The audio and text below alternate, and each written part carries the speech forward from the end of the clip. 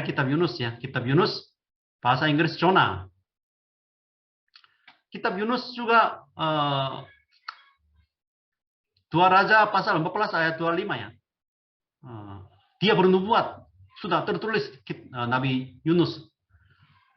Israel akan diperluas Hamat daerah utara sampai ke Laut Araba Selatan. Itu memiliki tanah yang luas. Itu nubuat dari Yunus. Jadi Yunus itu bukan mungkin nabi yang tiba-tiba muncul di dalam kitab Yunus. Tidak. Justru 2 Raja pasal 14 ayat 25. Dia melayani sebagai seorang nabi. Artinya yang terkenal. Yang terkenal. Kemudian Al-Quran juga ya. Quran juga ada surah Yunus juga. Dia sangat terkenal. Kemudian artinya, nama arti Yunus itu merpati. Merpati itu mungkin banyak arti ya. Damai sejahtera juga bisa, tapi di sini mungkin merpati itu artinya utusan. Messenger. Menyampaikan kebenaran Allah. Membawa kabar baik. Kabar dari Allah. Itu mungkin fungsi merpati ya. Seperti zaman Nuh. Merpati membawa daun zaitun. Itu arti merpati. Kemudian putra Amitai. Jadi mungkin beberapa mungkin bukti ya. Bukti. Ini Yunus berasal dari mana? Tidak begitu banyak, tapi menulis nama bapaknya. Karena nama bapak ini ada artinya. Amitai.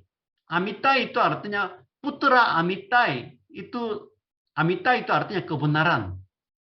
Yunus itu putra Amitai artinya anak kebenaran. Artinya orang tuanya orang percaya. Orang beriman kepada Tuhan. Tempat lahir mereka Gat Hefer. Israel Utara. Jadi keluarganya orang beriman kuat. Tetapi Yunus ini menolak perintah Tuhan. Itu agak ironis. Tidak masuk akal. Kemudian nanti Matius ya. Yunus ini mungkin perjanjian nama, ada nama Yunus. Tapi perjanjian baru juga Matius pasal 16 ayat 17. Simon bin Yunus. Itu Simon itu artinya Petrus ya, Petrus. Petrus bin Yunus. Petrus nama bapaknya Yunus. Tapi Yohanes 21 ayat 15 di sini Simon bin Yohanes ditulis. Maka Yunus dan Yohanes itu ada kaitannya. Nah, ini Yunus sebenarnya agak bingung juga. Mengapa diterjemahkan Yunus? Seperti judul ya. Judul di bahasa Inggris ya. Jonah, Yuna. Itu udah cukup. Kenapa di sini ada us sebenarnya enggak ada.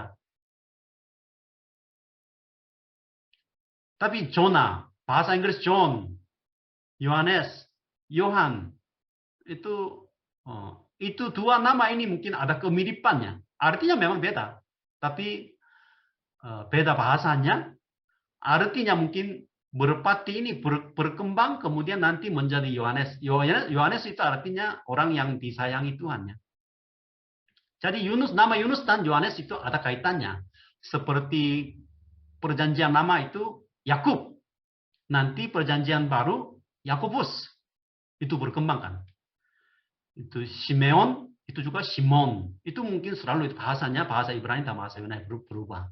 Jadi nabi yang ini mungkin keluarga atau orang percaya kebenaran tapi ya tidak taat pada perintah Tuhan. Itu paling aneh di dalam kitab Yunus. Karena setiap kitab nabi ya itu diperintahkan Tuhan, dipanggil Tuhan, Tuhan menunjukkan penglihatan. Biasanya rata-rata nabi itu biasanya ya kebanyakan nabi taat. Yesaya taat, Yeremia taat, awalnya menolaknya, tapi Yunus itu ya begitu berani ya menolak perintah Tuhan. Itu agak sulit mengerti ya. Cerita ini sudah termasuk di dalam Alkitab ini. Jadi kapan tertulis? Ini juga sama zaman Raja Yerobeam yang bermakmur. Tema kitab pertobatan dan keselamatan Israel. Ayat kunci Yunus 3 ayat 10. Ketika Allah melihat perbuatan mereka itu, yakni bagaimana mereka berbalik dari tingkah lakunya yang jahat, maka menyesallah Allah karena malapetaka yang telah dirancangkannya terhadap mereka, dan ia pun tidak jadi melakukannya. Jadi yang penting di kitab Yunus ini, Tuhan mau Israel bertobat. Itu penting. Kalau bertobat, Tuhan menyesal, tidak menjatuhkan hukuman. Kemudian di sini keselamatan Tuhan terhadap bangsa-bangsa. Nineve diselamatkan. Itu harus memberitakan Injil sampai ke bangsa-bangsa lain. Itu mungkin amanah agung di dalam perjanjian lama ya. Kitab Yunus itu ya kitab misiologi lah. Ya. Kemudian Yesus dan Nabi Yunus juga Yesus mengutip ya Nabi Yunus. Matius 12 ayat 40. Sebab seperti Yunus tinggal di dalam perut ikan 3 hari 3 malam. Demikian juga anak manusia akan tinggal di dalam lain bumi 3 hari 3 malam. Jadi orang-orang itu meminta mujizat, tetapi Yesus menolak menunjukkan mujizat. Hanya ada nubuat, hanya ada mujizat zaman Yunus. Yaitu maka Yesus itu nubuat tentang kebangkitan Yesus Kristus 3 hari kemudian akan dibangkit. Jadi Yesus Kristus lebih daripada Yunus. Yesus sebagai nabi datang di bumi ini, tetapi lebih besar daripada Yunus, lebih besar daripada Salomo, lebih besar daripada Bait Suci. Itu mungkin tertulis di dalam kitab Matius ya. Jadi zaman nabi mungkin 12 kitab nabi ini mujizat hampir enggak ada. Hanya ada penglihatan, tidak ada mujizat. Seperti zaman padang gurun ya, banyak mujizat-mujizat. Tetapi bagian yang terakhir di dalam kitab perjanjian lama ya, khususnya 12 kitab nabi ini, di mana ada mujizat-mujizat? Sebenarnya enggak ada mujizat. Tapi hanya satu mujizat yang Yunus alami dalam perut ikan 3 hari dan 3 malam itu. Jadi kenapa zaman nabi-nabi ya tidak ada mujizat? Memang zaman Elia dan Elisa ada mujizat. Tetapi itu semua itu mujizat itu nubuat tentang mujizat dari Yesus Kristus. Tetapi 12 kitab nabi ini tidak ada mujizat. Ya sama seperti zaman sekarang juga. Zaman sekarang itu banyak itu orang sudah meninggalkan Tuhan, tidak mungkin menyembah Tuhan. Banyak dosa-dosa mungkin terjadi di mana-mana di setiap negara. Seharusnya Tuhan menunjukkan mujizat biar mereka bertobat. Tetapi seperti zaman nabi ini ya, zaman sekarang juga tidak ada mujizat dari Tuhan. Itu mungkin kemiripannya. 4 pasal itu, 4 pasal. Pasal 1 sampai 2, laut yang besar. Nabi Yunus tidak taat. Itu di tempatnya di mana? Di dalam kapal. Kemudian doa pertobatan Yunus. Dia berdoa di dalam perut ikan. Itu terjadi laut yang besar. Kemudian pasal 3 ayat 4, kota yang besar di sini sangat ditekankan. Pertobatan kota Nineve. Kota Nineve itu ibu kota Asyur ya. Kota Asyur. Jadi di dalam kota Nineve, pasal 4, kasih Allah yang besar. Di luar kota Nineve. Jadi itu yang besar-besar di sini. Salah satu kata kunci yang penting. Jadi di sini Tuhan menyuruh Nabi Yunus ya memberitakan Injil di Nineve. Nineve di sini. 550 mil. Tetapi dia melarikan di Tarsis. Jauh sekali. Jauh sekali. Jadi mengapa dia menolak perintah Tuhan? Karena zaman itu kita harus memahami latar belakang sedikit ya. Karena kerajaan Asyur, yaitu ibu kota Nineve. Orang Nineve selalu menghancurkan Israel, kemudian membunuh banyak orang Israel. cara membunuh mereka itu begitu kejam ya. Tawanan itu di hidung itu diikat dengan tali. Kemudian semua itu mata dicungkil, kepala-kepala dipenggal, kemudian kumpulin semua kepala-kepala, kemudian membuat sebuah gunung yang besar. Jadi kerajaan Asyur itu begitu jahat terhadap Israel Utara. Jadi bagaimana seorang nabi yang berasal dari Israel Utara datang ke Nineve, kemudian memberitakan Injil, keselamatan kepada bangsa-bangsa kafir, bangsa-bangsa yang jahat, tidak layak diselamatkan. Itu pemahaman Nabi Yunus, semacam nasionalisme ya. Sehingga dia tidak bisa menerima perintah Tuhan itu, yang sangat tidak masuk akal. Maka dia naik kapal, kemudian melarikan diri ke Tarsis. Tarsis, mengapa begitu jauh dia melarikan diri ya? Mungkin dekat-dekat saja juga bisa. Tetapi Tarsis itu di dalam perjanjian lama, ujung bumi ya, memberitakan Injil sampai ke ujung bumi. Itu ujung bumi itu Tarsis, itu Spanyol. Mengapa melarikan dari jauh? Melarikan dirinya ke jauh. Karena itu salah satu pemahaman tentang Tuhan zaman dulu ya. Karena Tuhan Yahweh Israel itu, Yunus itu menganggap Tuhan itu hanya memerintah di Israel saja. Maka kalau dia melarikan diri sampai ke ujung bumi, di sana itu bukan wilayah Tuhan. Tuhan tidak akan memerintahkan perintah ini. Karena Tuhan Yahweh itu hanya di Israel saja.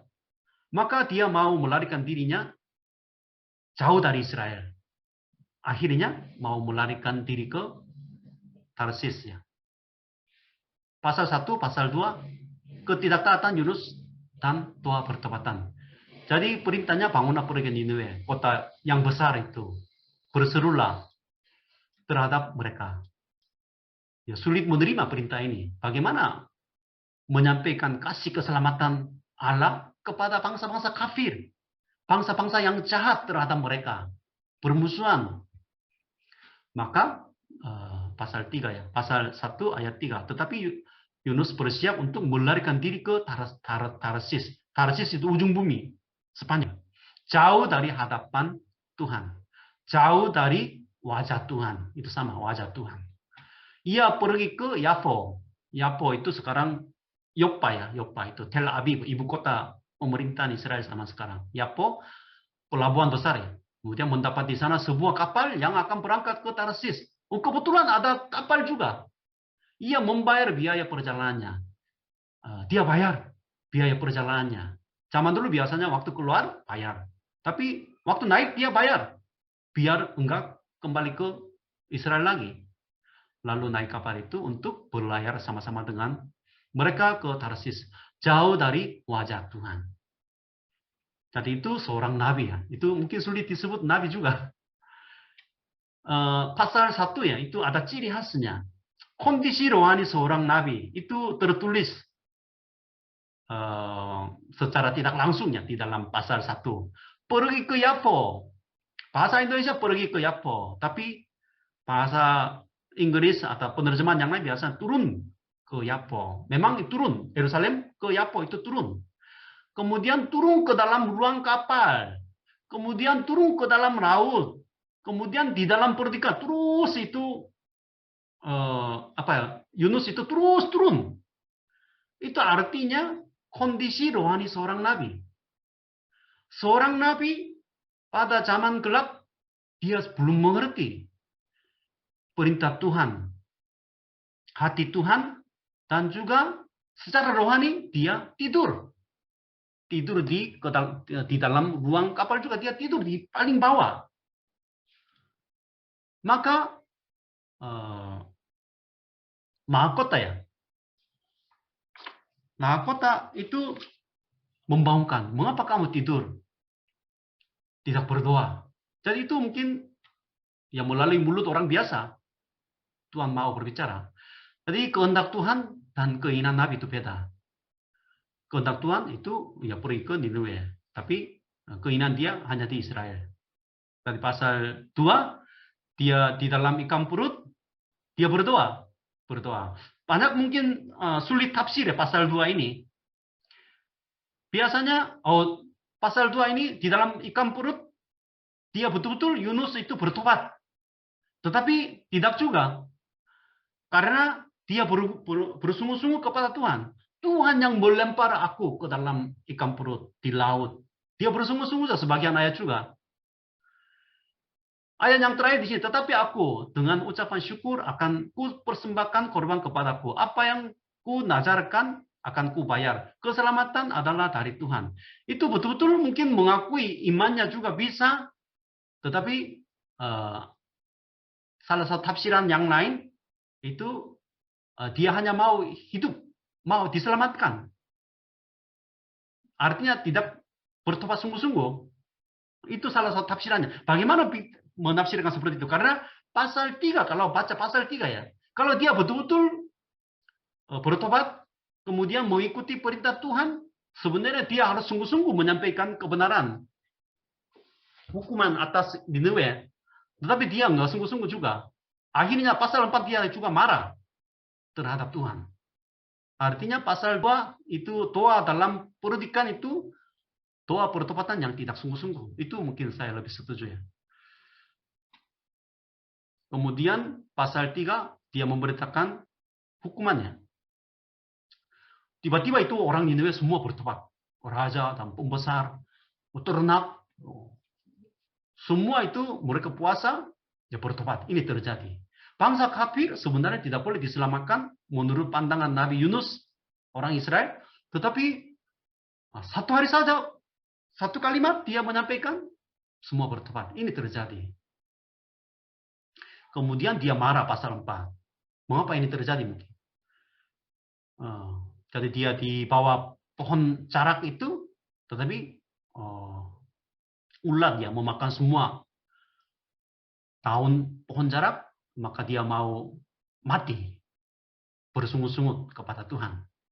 Allah berkata ya, engkau sayang kepada pohon carak itu yang untungnya sedikitpun engkau tidak berjerih payah, yang tidak engkau tumbuhkan, yang tumbuh dalam satu malam dan binasa dalam satu malam pula.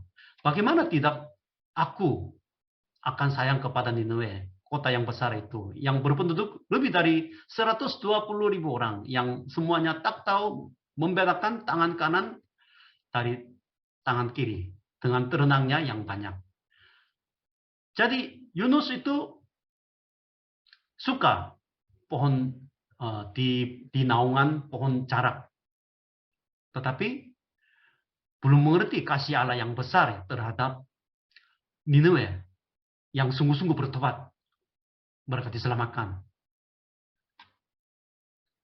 Jadi itu kemudian sebenarnya mungkin selesai dengan pertanyaan ini. Pasal 4 ayat 11 yang terakhir ini ada pertanyaan, tutup selesai, enggak ada jawaban dari Yunus. Jadi itu artinya Yunus sendiri harus sadar. Maka tidak ada jawaban terhadap pertanyaan ini. Jadi kasih Tuhan yang besar.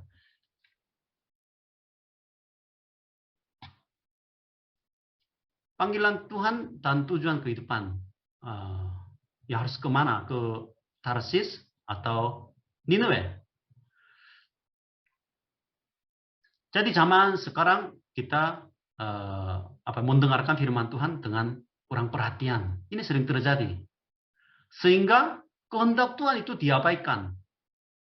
Keinginan manusiawi itu selalu diutamakan. Mendengarkan firman Tuhan zaman sekarang ya tidak ada arti. Tidak penting. Ini mungkin ada terjadi di mana-mana. Sehingga tidak bisa mengikuti kehendak Tuhan. Kemudian zaman sekarang ya seperti Yunus ya, zaman yang tidak ada komitmen dan dedikasi. Tidak ada komitmen berkorban untuk gerejanya. Itu zaman sekarang mungkin Ya, tapi dia terus mencari haknya saja, tidak ada berkorban. Itu maka panggilan Tuhan dan tujuan hidup itu katakan jauh beda ya, jauh beda. Seperti Tarsis dan Nineveh. Kemudian kitab Yunus ini pentingnya keselamatan Allah terhadap Israel dan bangsa-bangsa. Jika Israel sungguh-sungguh bertobat, jadi mengapa Nineveh bertobat di sini pentingnya? Memang ada rencana Tuhan untuk menyelamatkan Nineveh. Tetapi nanti kitab Nahumnya, kitab Nahum Nineveh juga dihukum juga, dihancur juga. Mengapa di sini Nineveh itu bertobat melalui penyampaian Nabi Yunus ini? Jadi melalui Nineveh ya sebagai contoh, Israel harus sungguh-sungguh bertobat. Bangsa kafir pun sekali disampaikan kebenarannya, mereka bertobat. Semua orang termasuk ternak. Tetapi Israel ini bangsa pilihan, kenapa tidak bertobat? Tuhan mengutus berkali-kali ya, banyak nabi-nabi. Jadi jika kita sungguh-sungguh bertobat, keselamatan terjadi. Zaman sekarang gereja-gereja di mana ada yang bertobatan? Jarang bertobat. Karena kenapa? Karena jemaat tidak tahu di mana dia kotornya. Jemaat tidak tahu di mana dia kesalahannya. Sehingga pertobatan itu tidak terjadi. Menggoyahkan hatinya di hadapan Tuhan itu tidak terjadi. Nineveh bertobat di sini, melainkan Israel tidak mau. Orang biasa, orang tidak percaya bertobat, tapi gereja tidak mau bertobat. Ini terjadi di dalam gereja zaman sekarang, di dalam kehidupan orang percaya ini. Aku sendiri betul-betul bertobat setiap hari, berteriak-teriak karena dosanya, kesalahannya. Sesudah menerima firman Tuhan dengan penuh perhatian, itu nggak terjadi. Mendengar firman Tuhan, ya kalau senang, ya senang. Dengar, kemudian lupa. Hari Minggu khotbah itu apa? Nggak penting. Dalam PA, sharing firman Tuhan itu apa? Nggak penting. Hanya perasaannya. Lupa juga. Ini biasa terjadi di dalam gereja. Sehingga pertobatan itu tidak terjadi. Nineveh bertobat, tapi gereja tidak mau bertobat. Jadi kitab nabi ini, para nabi ini ya, kita harus mengerti. Setiap hari kita harus bertobat di hadapan Tuhan. Kemudian yang terakhir, kasih Allah yang besar terhadap orang berdosa. Allah bukan hanya untuk orang Kristen, tetapi Allah untuk segala ciptaan dan dunia. Kita harus memahami ya, Allah kita itu bukan hanya untuk gereja, bukan hanya untuk orang percaya. Bukannya. Allah kita yang besar. Allah memerintah gereja dan Indonesia dan seluruh dunia ya. Segala ciptaan alam semesta. Allah yang memerintah. Jadi jangan menganggap Allah itu hanya ada di dalam gereja. Seperti Yunus ya. Dia berpikir Allah itu hanya untuk bangsa Israel. Bukan untuk bangsa-bangsa kafir. Itu salah paham ya. Allah kita ada di dalam gereja, memerintah gereja, tapi memerintah semua penduduk, seluruh dunia, alam semesta. Jadi karena Allah kita Allah yang besar kasihnya. Jangan membatasi ya, membatasi kasih Allah yang besar itu. Puji Tuhan ya, aku berteriak-teriak berapa? 1 jam 20. Berteriak-teriak malam ini. Enggak ada respon di kamar ya. Itu aja. Terima kasih banyak. Tetap semangat. Mungkin bulan ini ya, mungkin pertemuan Jumat terakhir ya, mungkin tanggal 24. Minggu depan mungkin 2 minggu lagi. 2 minggu lagi. Kemudian nanti 24 pertemuan yang terakhir ya. Karena bulan Desember semua sibuk-sibuk. Sehingga Zoom ini juga salah satu alternatif ya, alternatif. Yang penting bukan hanya mungkin pelajar-pelajar, tapi kita sendiri ya, kupas Alkitab di tempat masing-masing. Maka aku mau tutup ya nanti tanggal 24 pertemuan yang terakhir. Jadi tetap semangat, tetap peka ya terhadap mendengar suara Tuhan. Itu dari saya. Terima kasih. Tuhan memberkati. Selamat malam. Ayo Roma. Ya, terima kasih.